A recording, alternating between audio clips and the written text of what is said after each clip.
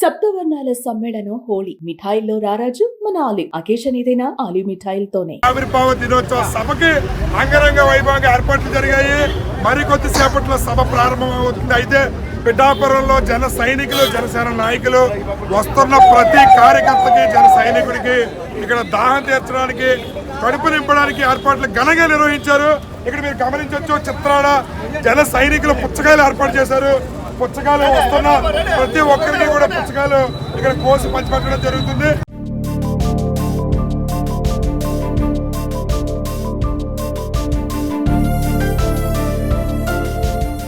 గమనిస్తే కనుక చిత్రాల జన సైనికులు ఇక్కడ భారీ ఎత్తున ఏర్పాట్లు చేశారు. వస్తున్న ప్రతి జన సైనికుడికి దేశం నలుమూలల నుంచి వాళ్ళ కడుపు నింపి పిఠాపురం ప్రజలు వాళ్ళ రుణం తీర్చుకోవడానికి వీలుగా ఇక్కడ ఏర్పాటు చేశారు. మీరు గమనించవచ్చు, బటర్ మిల్క్, వాటర్ ప్యాకెట్లు, పుచ్చకాయలు కూడా వస్తున్న ప్రతి జన సైనికుడికి కూడా పుచ్చకాయలు కోసి ఇక్కడ ముక్కలు పంచి పెడుతున్నారు. ఇక్కడ మంచి మంచి ఏర్పాట్లు, అంటే ఎవ్వరికి ఎటువంటి ఇబ్బంది కలగకుండా చేశారు.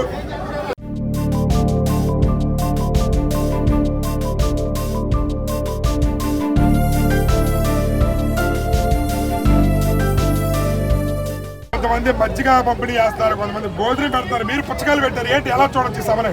ఎండకే జనసైనికులు ఎక్కడెక్కడి నుంచో తెలంగాణ నుంచి మామూలుగా ఈ రాష్ట్రం అంతా నలుమూల నుంచి వచ్చినందుకే పుచ్చకాయలు, మజ్జిగ, ఎండకి సలదానం ఇవ్వాలని చెప్పేసి కూలింగ్ మన పుచ్చకాయలు, మజ్జిగ మంచి పెడుతున్నామండి.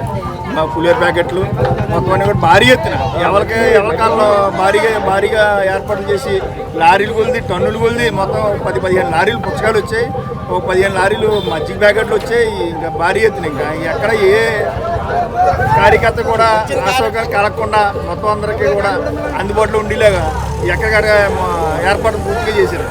రైట్, చూసారు కదా, 15 టన్నుల లారీలు మజ్జిగ, బట్టర్ ఏదైతే పుచ్చకాయలు ఉన్నాయో భారీ ఎత్తున లారీలు పిఠాపురం నియోజకవర్గంలోనే దిగాయి.